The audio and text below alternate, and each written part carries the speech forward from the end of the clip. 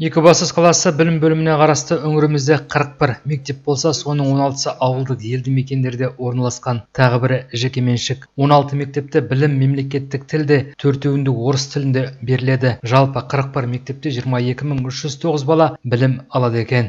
Биыл бізде 11 сынып түлектердің жалпы саны 707 оқушы, оның ішінде алтын белгіге 32 үміткер тағайындалды. Енді келешекте қорытынды аттестациядан кейін 32 үміткер өз білімдерін сынайды. 9-шы сыныпты аяқтайтын жалпы түлек саны 1999, оның ішінде үздік аттестат иегерлері 122. Ал енді соңғы қоңырау шарасын өткізу күні нақты белгіленбеген екен, дегенмен білім бөлімі ол күнді болжап қойыпты. Қазіргі кезде біз болжамдап 31 мамыр күні белгілеп отырмыз. Барлық мектептерде, 41 мектепте бізде 27 мамырдан бастап 31 мамырға дейін қорытынды шаралар ұйымдастырылады. Оның ішінде жалпы балаларды мадақтау шарасы ол дарындыға дархан жол деген оқу жылын үздік аяқтаған, әр параллель бойынша үздік аяқтаған оқушыларды жалпы салтанатты түрде марапаттайды. Салтанатты түрде әр параллельдің шарасы ұйымдастырылады.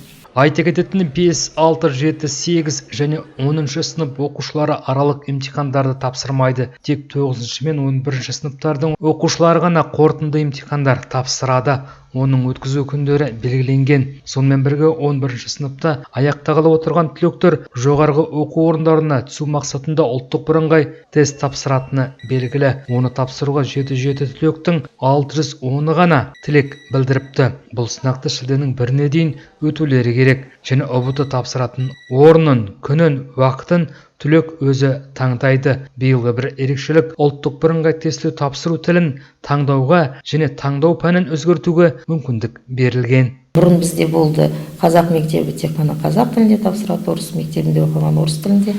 Биыл олай емес. Егер ол орыс тілін таңдаса, орыс тілінде тапсырады, қазақ тілінде тапсырса, қазақ тілінде, және бізде альтернатива бар ағылшын тілінде.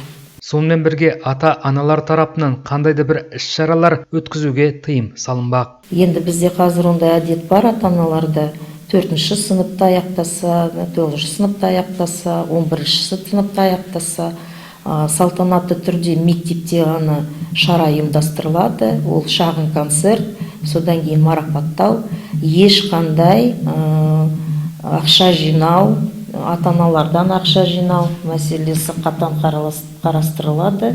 Қатаң түрінде әртүрлі недерге қаражат жинауға тыйым салынды.